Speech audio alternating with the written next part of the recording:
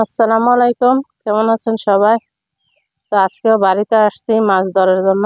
আমার আব্বা জাল নিয়ে দাঁড়ায় আছে, মাছ ধরবো। পুকুর থেকে মাছ ধরে রান্না করব। আসলে বাজারে মাছ পাওয়া যায় না এখন বেশি একটা, খুব অল্প মাছ পাওয়া যায়।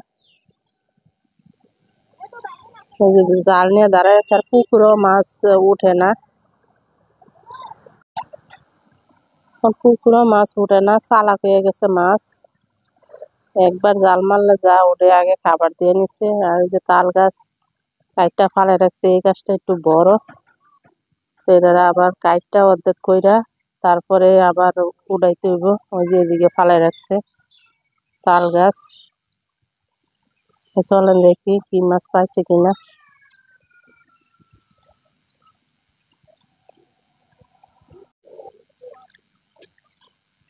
তো মাছ নিয়ে এসে, দুঃখজনক ঘটনা, বড় মাছ একটা উঠছে না, সবগুলা ছোট মাছ।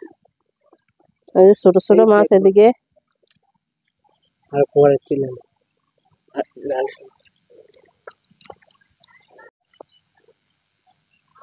তো দেখেন অবশেষে আমার ঘরটা একবারে কমপ্লিট হয়ে গেছে গা। আর উপরে আর কোনো কাজ নাই, এখন শুধু নিচে কাজ। তো নিচে একদম পরিষ্কার করতেছি, মাটি একদম কোদাল দিয়ে যে লেবেল করতেছে মাটিটা। আর চুলা বানাবো এখানে পরে। এই যে অনেক মাটি উঁচা হয়ে গেছে অনেক, আমরা আর একটু নিচা করতেছি। তো দেখি আমার আব্বা আর মাছ পায় কিনা। আবার জাল মারতেছে। তো অবশেষে দেখেন একটা মাছ উঠছে। এই যে অনেকটি জাল খেয়াও দিছে, মানে 4-5টা দেওয়ার পরে এই যে একটা উঠছে। আর এই যে এগুলা ছোট মাছ, আর ছোট মাছ উঠছে অনেকগুলা।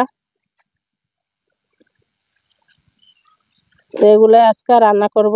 দেখি বাড়িতে কি দিয়ে রান্না করি, সাথে থাকেন, দেখতে থাকেন।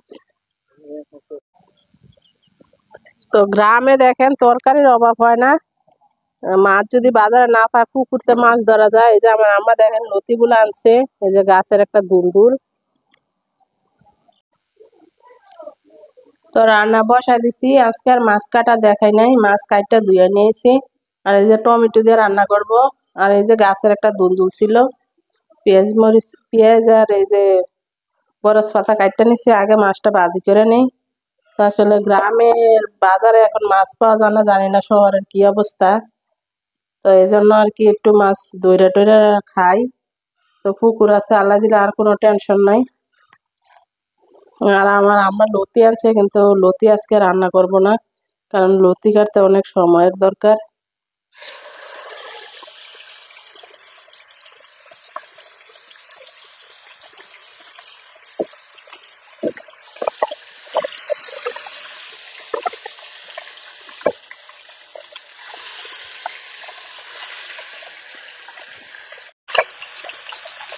মাছ ভাজা শেষ।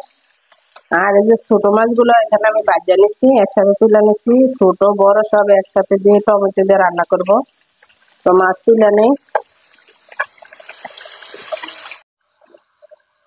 তো মশলা কষাই নিছি, হলুদ গুঁড়া, মরিচ গুঁড়া, লবণ আর একটু রসুন বাটা দিয়ে দিচ্ছি আমি। তো এখন আমি টমেটো আর একটা দুন্দুল যে পাচ্ছিল গাছ থেকে, ওইটাও দিয়ে দিলাম, একসাথে কষাই নিব।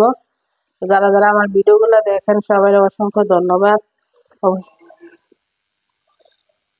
তো টমেটো কষায় আমি ঝোলের পানি দিয়ে দিছি, পানি আমার হালকা বলক এসে গেছে, মাছ দিয়ে দিব এখন।